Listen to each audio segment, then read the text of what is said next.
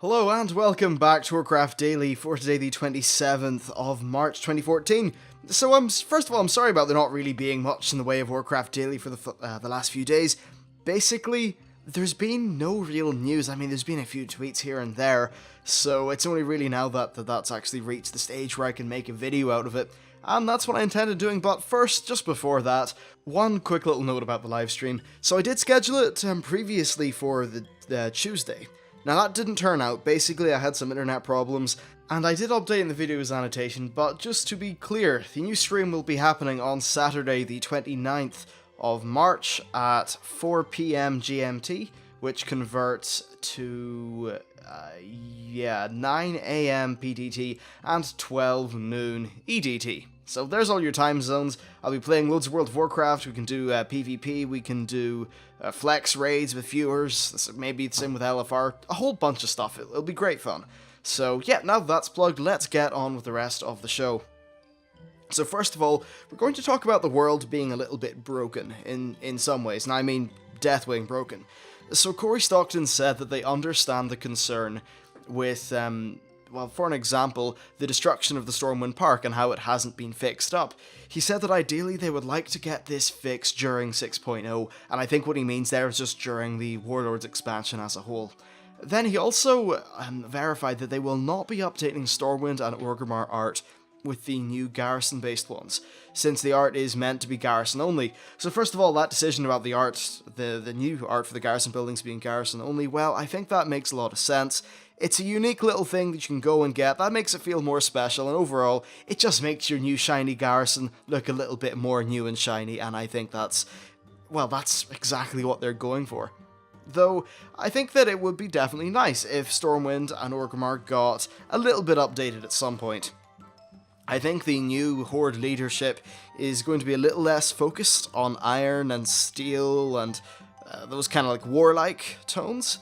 It really started with Warsong Offensive in Wrath of the Lich King, and that sort of Garrosh aesthetic really did do a very good job for a long time. It made sense based on the character and a lot of the things that were going on, but it would be nice to see that change in leadership reflected in the world.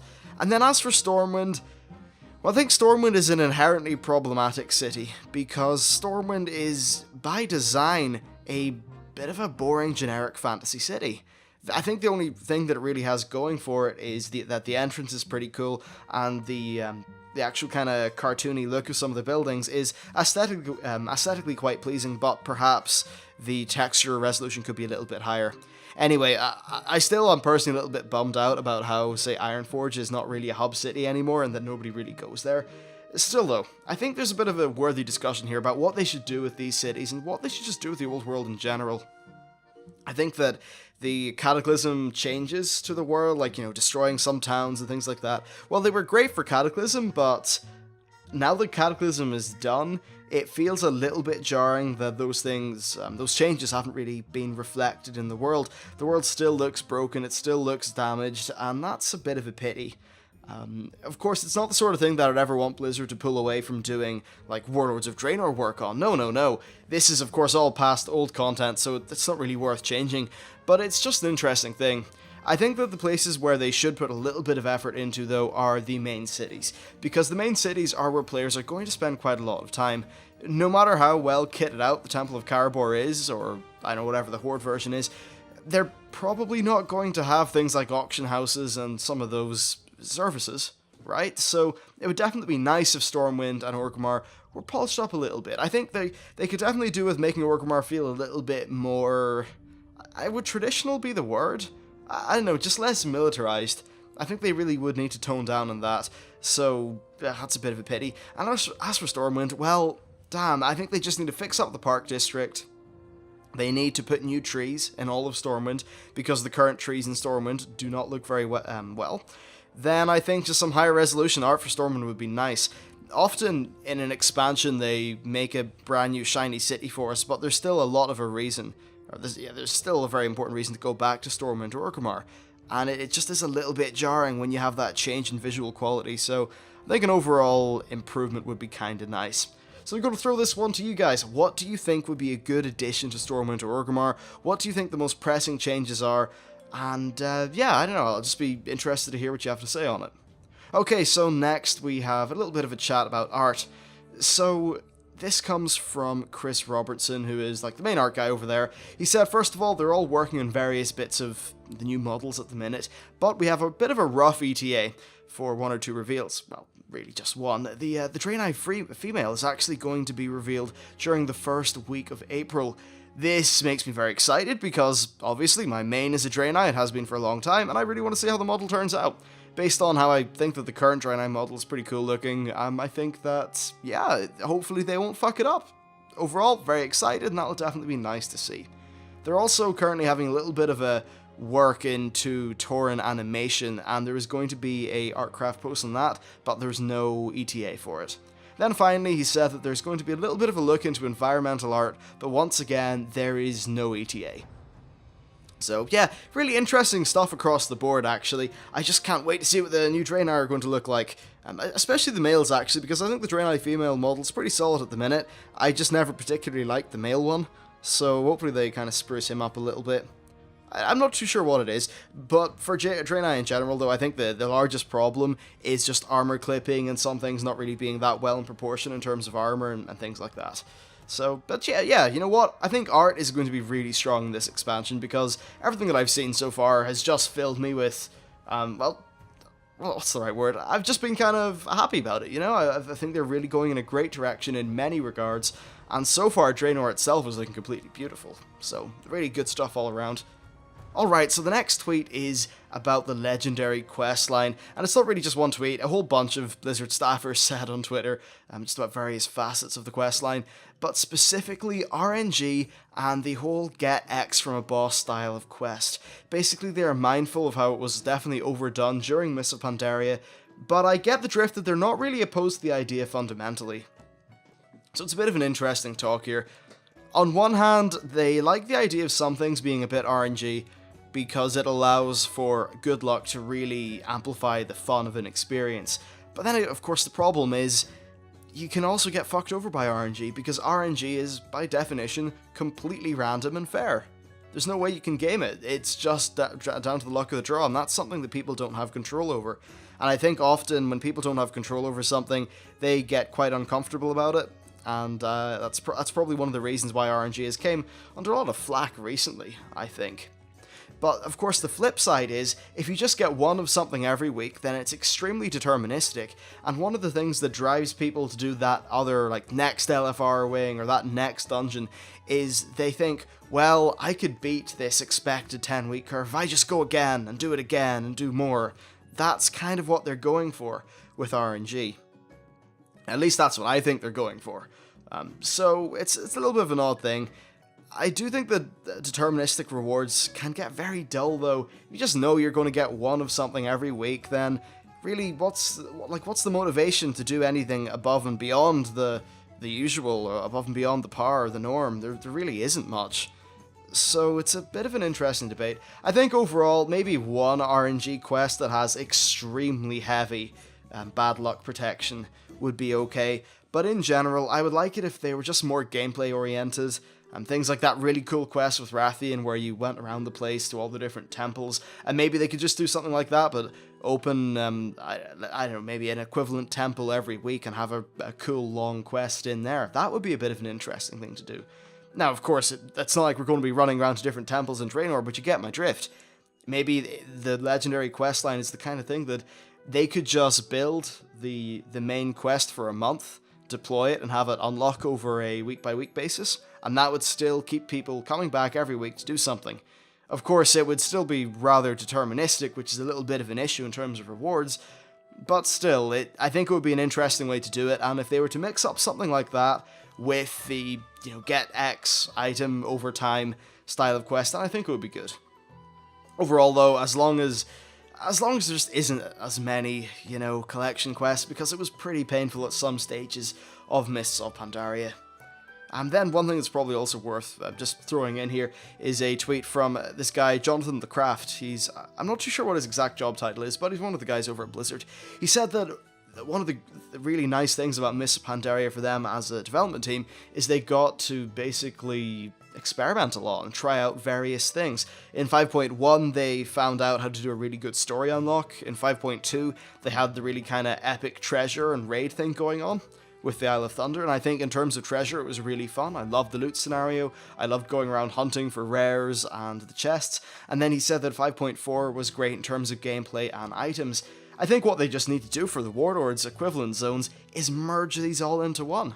You know, have an area like the Timeless Isle that has got treasure that's maybe on par with 5.2, and I think one of the issues with the patch 5.4 treasure is that it never really had as much of a gameplay implication. In 5.2, if you got one of those treasure chests, you would get a key in it, and that key would let you go and have a bit of gameplay in the form of the loot scenario. Tying it in with gameplay is just so important to making a really compelling experience, and that's one of the things that 5.4 left out. Still though, if they're able to coalesce everything into one excellent zone during Warlords, then I'll be really happy, and it should just be a very good template for the game moving forward.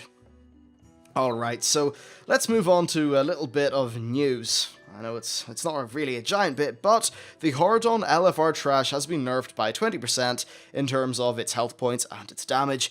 This kind of makes sense. Every time I've tried to do LFR, my boosted level 90, the Hordon group has failed about 3 times, and I've just said, screw it, I couldn't be bothered. I'll do it during the live stream with viewers who I know I can count on. Yeah, Hordon's been a little bit of a sticking point. Now that said, I've only tried to do Hordon on 2 separate occasions, but still, it was only 2 that it took to completely put me off the idea. I think this is an okay change, actually. Hordon is one of those fights which is, I think it's a pretty good fight in normal or heroic, but in LFR with no direction, ouch, people are just going to nuke the boss. Bit of an issue. But I think this really does beg the wider question of how should LFR go in general. Well, my opinion is they should have less mechanics, but the mechanics that they do keep should matter a bit more, and they should be more telegraphed, so that it forces active gameplay from people without being extremely complex. This would basically mean that there is not a decent amount of difficulty, there is an okay amount of difficulty, and it's not really numbers difficulty, it's just, can you avoid the big scary thing for 5 minutes and then you'll win. That's what they should more be going for with LFR. Right now it's just this weird hodgepodge of mechanics that kind of work and kind of don't work. Honestly though, I think that there's a good opportunity to really make interesting LFR fights. I think Malgrok's actually a really good example. So he has those big cleaves that he does around the room. Now those cleaves are well telegraphed. Hopefully, well, I think should maybe do a little bit more damage than what they currently do in LFR, but the thing is, they're telegraphed, they're easily understandable, and I think that most people get out of the way for them, at least in my own experience. So if fights were to have things like that, but maybe less of the, ancient miasmata, confusing, mechanic-heavy things, if it was just more of the simple, readable things that can actually be shown by a pop-up on your screen saying, oh dear, there's a thing, move to the left, or not move to the left, move out of the thing. Just things that are more easily communicated within the world, and that could have just a nice big spell effect on the floor.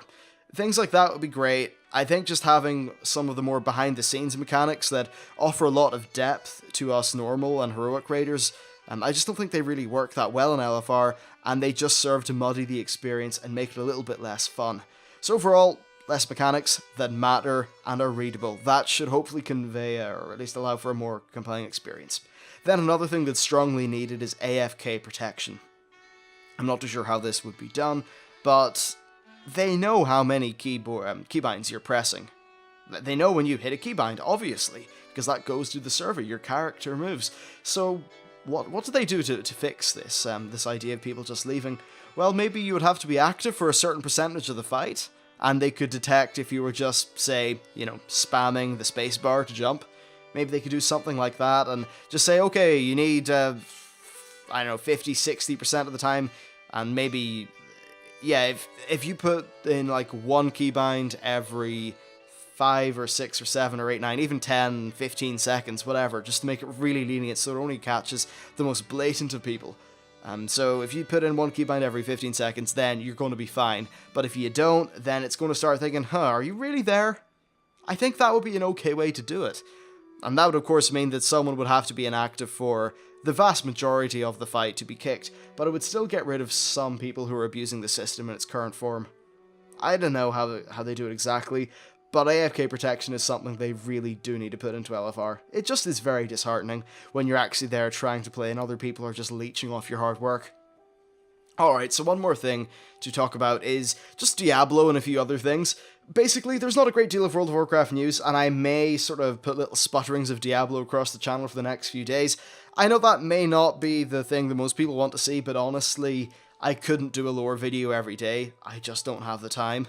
And something like a Diablo 3 build guide is something that's just more manageable, so I think I might put some Diablo 3 in just to show people what sort of cool shit's going on in that game, maybe do a few guides or that kind of thing.